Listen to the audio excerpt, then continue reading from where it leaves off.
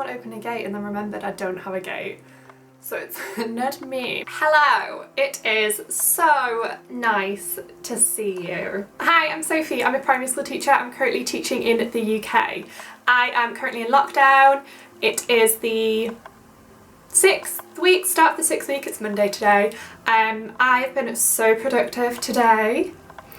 I'm not gonna lie, I need to actually receive an email back from someone before I can start my next job. So I thought it would be the perfect time to do the Q&A that I've been putting off for about 3 weeks. I cut my hair again. Can you tell? It's my mum, she's such an enabler. I'm like, I think I'm gonna cut my hair. And she's like, amazing, stunning, do it, love it. She's the biggest hype man, but it's very dangerous. But you know what, I'm feeling it. I'm feeling it. It's not as dead and sad anymore. I am in no means an expert, so I offered to do this Q&A for NQTs, training teachers and anyone who is in kind of the same position as me. Please do not take my advice as like a gospel, because I've made many mistakes that I think I've reflected on and can now help you with. I asked you on Instagram for some questions and we have quite a few. So I'm going to sift through those. I've got coffee because I got a fancy coffee machine that I now have time to use, but you can have tea or juice, or if it's past 5 p.m, maybe like a sparkling water of some sorts.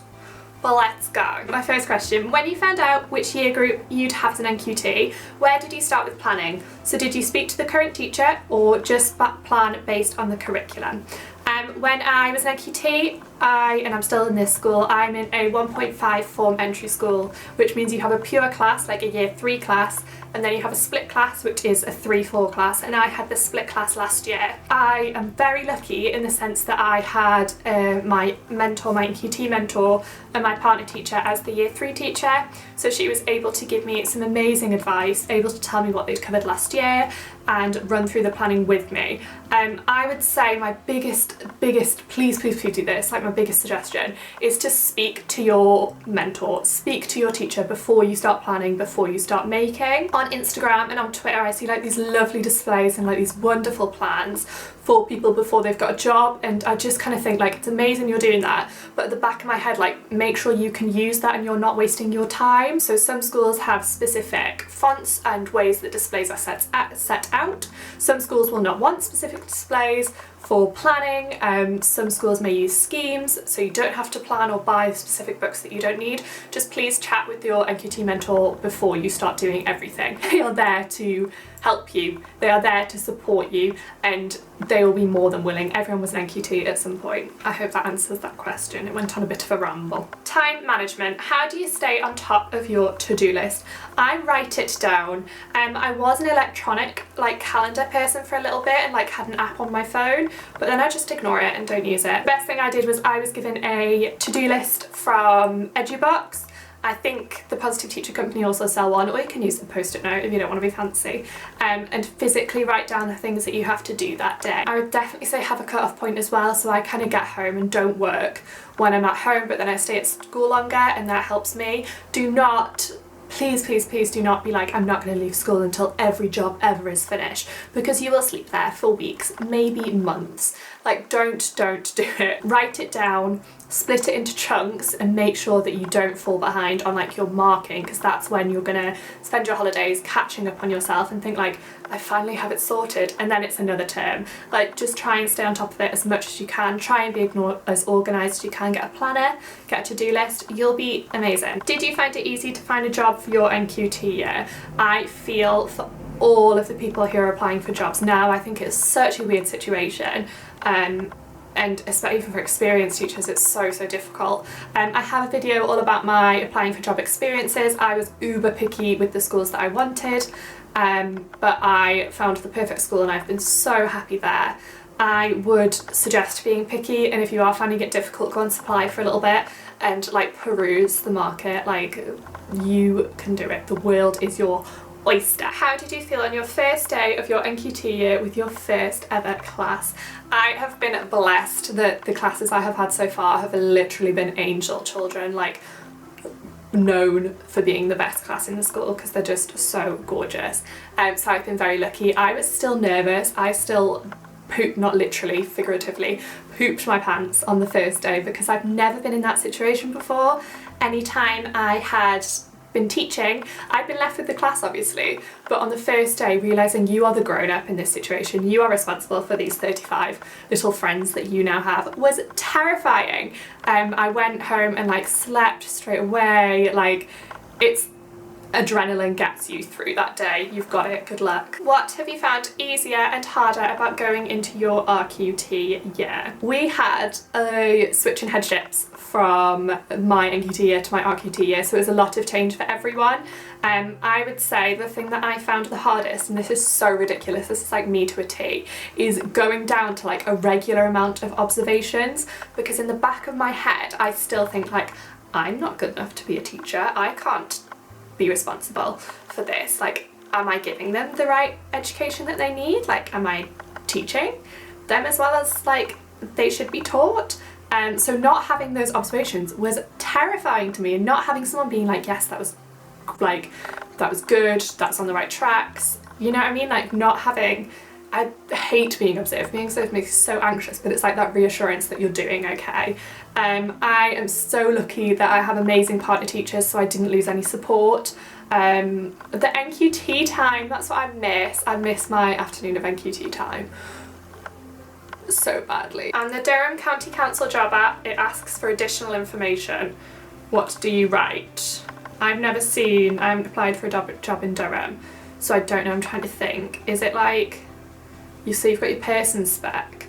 Is it your person? I don't know. I'm really sorry. I'll DM you personally because I don't think I'm going to be able to answer that. Going from NQT to subject leader, any advice? I had quite a funny one with this. So in my NQT year, I was display coordinator, which I'm pretty sure they just made up to like for me to have. And then I went and I was given music. I am not musical at all. I don't have a musical bone in my body. I can't sing, I can't read music, I think I can play 3 Blind Mice on the recorder if I try really hard.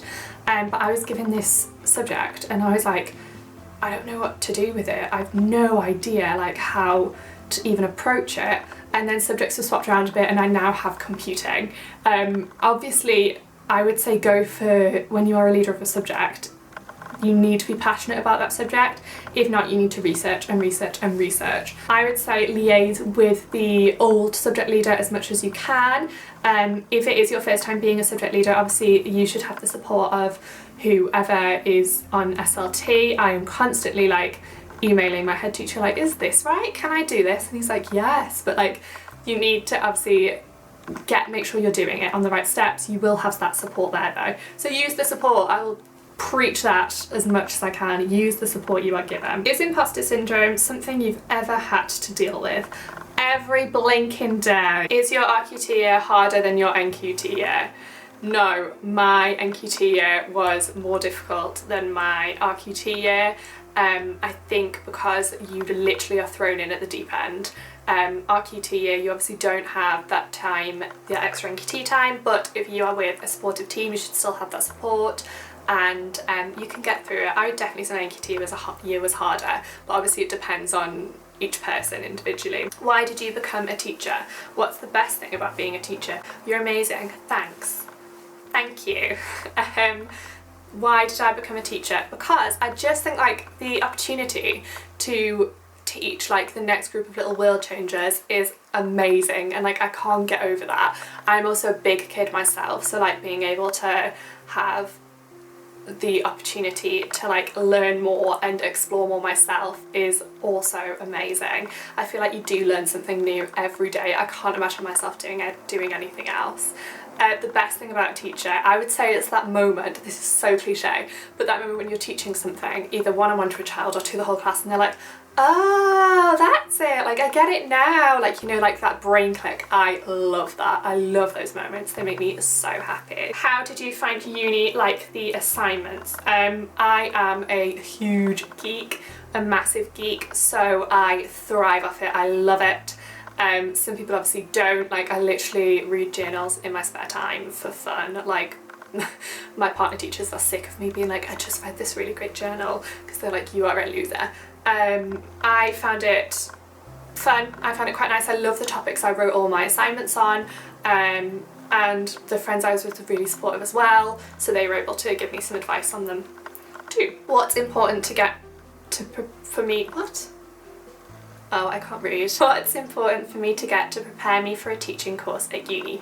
And then someone else has said must-buys/reads. I would say there are 2 books that are amazing. I gave both of them. Daniel, if you are watching this, a student teacher who was at my school last year, give me my books back, please. There were 2 books that were amazing. One was the National Curriculum Explored, I think, and one was on standards, and they are both out of this world amazing. Like, I love them. They put things like into a readable, understandable context, so I love them both. I would definitely get your own little pencil case, a laptop if you do not have one. I know they're pricey, but it is so worth it. So you're able to kind of do things on the go and do things at school during your PPA. Organising, get some file, organise your life, get a diary. Teachers, Positive Teacher Company diaries, amazing. I think they do a trainee one. They are my must-buys and must-reads. Do I need to say goodbye to my social life now? No, you do not need to say goodbye to your social life. I made it a deal with one of my best friends, Gemma, that we were going to do like one social thing a week at least. So we would go to the cinema, we would go and have pizza, we would go to like a show, we would go to, I'm trying to think what else we did. We'd go for like dinner, like we'd meet up for a coffee after work, like this one social thing, a school night, because then that means you cannot get yourself stuck at school. Manage your time well and you will be fine. You'll be absolutely fine. How to gain confidence in teaching. Fake it till you make it. Honestly, like, ask for help if you feel like you're at the point where you need to ask for help, but if not, like, the children do not care if you make a mistake. And like, I was so terrified when I started training for when I was teaching on my PGC. I was so terrified I was going to make a mistake. Like, I literally when I was driving to placement would like go through the lessons in my head. I'm like, you can make a mistake and the children understand that you can make them and they forget about it and like they understand that you're human. Like, just fake it until you make it and you get to the point where you're like, I'm gonna be okay, I can do this. I would say be observed as much as you can. It'll get your confidence right up once you see that people think that you can teach. You've got it. You're amazing. Hello, my camera battery did die after filming that part. If I don't edit it now, then it's never going to go up. So thank you so much for watching. I hope it was helpful. If you do have any questions I can help you with, please DM me on Instagram. It is just happy with Miss H. I will see you later. Goodbye.